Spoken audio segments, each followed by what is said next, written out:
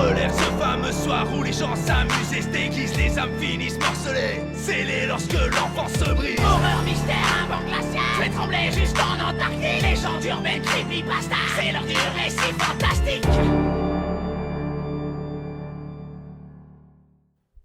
Le docteur Mary Neal de Jackson Hole, dans l'état de New York, était cliniquement morte. Elle avait passé plus de 30 minutes sous l'eau, quand son corps a été retrouvé. Passionnée de kayak, Mary Neal se réjouissait à l'idée de descendre les rapides chiliens avec l'un de ses amis et un groupe de passionnés. Ils avaient choisi un parcours proposant plusieurs grandes chutes. Après avoir négocié sans difficulté différentes petites chutes, elle a été propulsée vers l'une des plus grandes et des plus difficiles. Malheureusement, un bateau obstruait la voie la plus sûre. Elle a été forcée de changer de chemin et de suivre la partie la plus dangereuse du torrent. Elle s'est alors retrouvée coincée dans les rochers, à 3 mètres sous la surface de l'eau. Je ne respirais plus. Mon torse était complètement plaqué contre le pont avant du bateau, et j'ai senti mes os se briser, a-t-elle raconté. J'ai pensé, je devrais crier, mais je ne l'ai pas fait. Je n'ai ressenti aucune douleur, aucune peur, aucune panique. J'avais l'impression d'être plus vivante que jamais. J'ai alors senti mon esprit se détacher de mon corps et monter vers les cieux. J'ai été immédiatement accueilli par un groupe de quelque chose. Je ne sais pas comment les appeler. Personne, être, esprit. Je n'ai reconnu aucun d'entre eux, mais ils avaient été importants dans ma vie d'une manière ou d'une autre, comme un grand-parent décédé avant ma naissance. Ils étaient très heureux de m'accueillir, de me saluer et de m'aimer. Les êtres l'ont conduite sur une voie couverte de centaines de milliers de fleurs explosant de toutes les couleurs de l'univers. C'était un changement absolu dans le temps et la dimension. Je vivais toute l'éternité à chaque seconde, et chaque seconde s'étendait à toute l'éternité. Le chemin menait à une grande structure en forme de dôme. Je crois que j'étais au paradis. J'avais le sentiment irrésistible d'être à la maison. Les membres du groupe de kayak ont passé 15 minutes à essayer désespérément de la secourir, avant de passer en mode de récupération corporelle. L'un des gars a vu mon gilet de sauvetage surgir en aval, et il a pensé que mon mari le voudrait peut-être. Alors qu'il essayait d'attraper le gilet, sa jambe a touché mon corps, et plongeant sous l'eau, il m'a attrapé par le poignet. Mon corps était gonflé et violet, et j'avais les yeux fixes. Il ne faisait aucun doute dans mon esprit que j'étais physiquement morte. Mais j'ai regardé vers l'entrée de la structure en forme de dôme pendant qu'il commençait la CPR, réanimation cardio-respiratoire, et je pouvais toujours les entendre. Alors qu'ils se battaient pour la sauver, ils l'ont supplié de reprendre son souffle. J'étais resté sans oxygène pendant 30 minutes, et la probabilité statistique de ma survie était nulle. Je ne voulais pas redescendre dans mon corps. J'avais la sensation très physique d'être soutenu, réconforté et rassuré, mais les êtres m'ont dit que ce n'était pas mon heure, que j'avais encore du travail sur Terre, et que je devais retourner dans mon corps. Quand j'ai ouvert les yeux, les gars qui m'ont ressuscité ont été stupéfaits. À ce moment-là, je pouvais toujours regarder la rivière, où mon corps était encore immergé dans l'eau. Victime de graves blessures, notamment de multiples fractures, de ligaments déchirés et de poumons saturés, Marie se trouvait perdue au milieu de nulle part. Utilisant un bateau comme civière, les membres du groupe l'ont portée sur une pente raide jusqu'à un chemin de terre.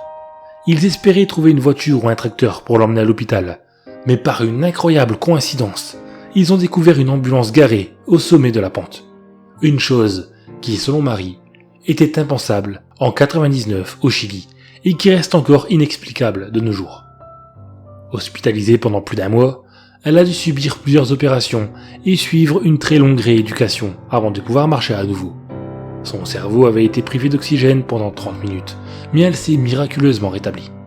Statistiquement, je n'avais aucune chance de survivre sans lésion cérébrale importante, mais je n'ai jamais eu de lésion cérébrale. De par son métier, elle est entourée de personnes qui ne croient pas aux expériences de mort imminente, et elle n'y croyait pas non plus, mais son accident lui a ouvert de nouveaux horizons. Les scientifiques ont tendance à penser que vous ne pouvez pas croire en quoi que ce soit de surnaturel. Quand j'étais à l'école de médecine, je définissais la mort comme la mort physique. Il y a 20 ans, je suis non seulement morte physiquement, mais je suis restée morte pendant longtemps. Cette expérience a tout changé. Ce que je suis, qui je suis, et ma définition de la mort. Je crois que nous ne savons pas tout. Mary Neal a écrit un livre sur son histoire, et elle a participé à un documentaire, Surviving Death, disponible sur Netflix. Le professeur James Tucker, directeur du département d'études perceptuelles de l'Université de Virginie, étudie la possibilité que quelque chose survive après la mort, depuis 40 ans. Le point de vue général est que rien n'existe d'autre que l'atome physique, et que lorsque le cerveau cesse de fonctionner, la conscience s'arrête, a-t-il expliqué. L'idée qu'un morceau de conscience continue de fonctionner entre en conflit avec ce principe de base.